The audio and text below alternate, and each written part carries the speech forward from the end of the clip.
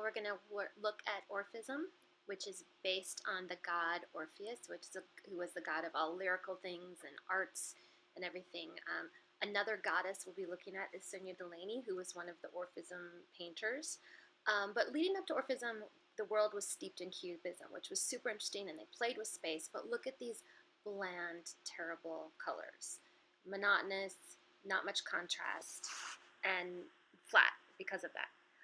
So Robert and Sonia Delaunay started this movement, Orphism. It's kind of spiritual too, but it was really based on this man's teaching, Chevral, who was a textile artist who went in and told this famous textile company that nobody liked their textiles anymore because the color contrasts were bland and not contrasting enough. And it became the basis for a new color wheel that understood that when you place two opposite colors together, it vibrates in your eyes and creates this amazing tension. So anything that's opposite on the color wheel will make this amazing energy, and that's what we're going to explore tomorrow.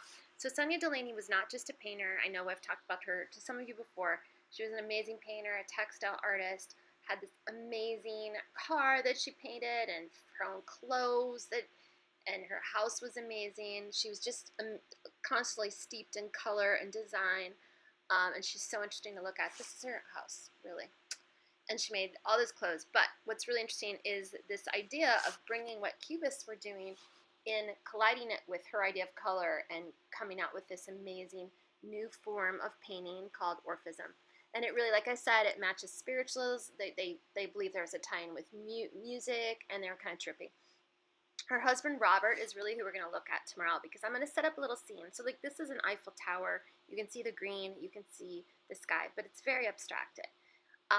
Unlike one of his earlier works, which is much more flat and not doing the colors, we're going to kind of play with colors and use our color wheel tomorrow. I'm going to have a very simple little scene for us to work off of. And again, like, look at this versus the color Orphism. So it's really about kind of breaking up space with bold contrasting colors, and I'll have color wheels, and we will just go deep on color for the first class, and don't worry, it's going to be super fun. Who else was exploring this at this time? Well, Kandinsky was also doing these very high contrasting. He was one of their peers and friends. Picabba, oh sorry, I forgot to name it. Picabba was doing this, high contrasting, also kind of trippy, breaking up of the plane. Kupka was a Bohemian painter, was doing this. I don't know if you know Paulina Pive, but she had a UFO friend named Lacamo that she did her work with. So there's always this like tie-in. It's kind of like Helma F. Clint, very spiritual, very trippy. Paul Signet was also doing this. He kind of took pointillism. He was one of the founders of pointillism, but he was using this high contrast, opposites attract, simultaneous contrast, as it was called. And so we're going to do this tomorrow. We're going to work on simultaneous contrast, which was the basis of Orphism. So really you have to remember, what is color?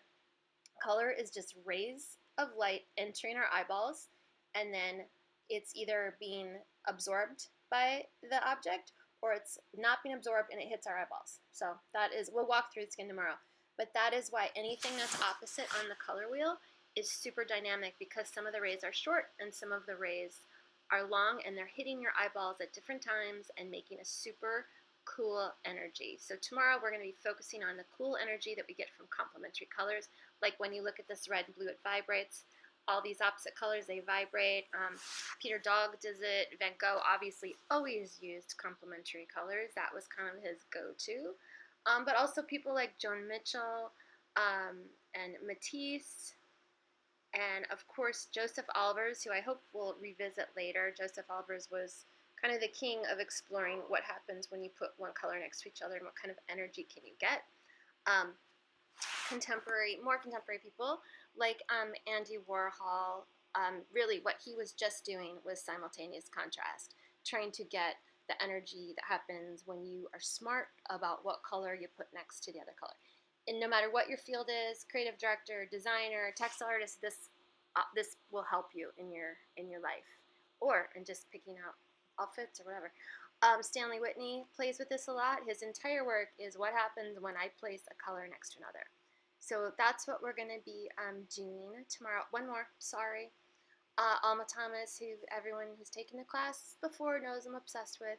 And again, she's just proof that simplicity can be really amazing. And tomorrow I'm just going to set up the most simple kind of tableau. I don't know if it's a tableau or a vignette. It's something. We're going to work off of it. It's going to be really fun. I can't wait to see everybody.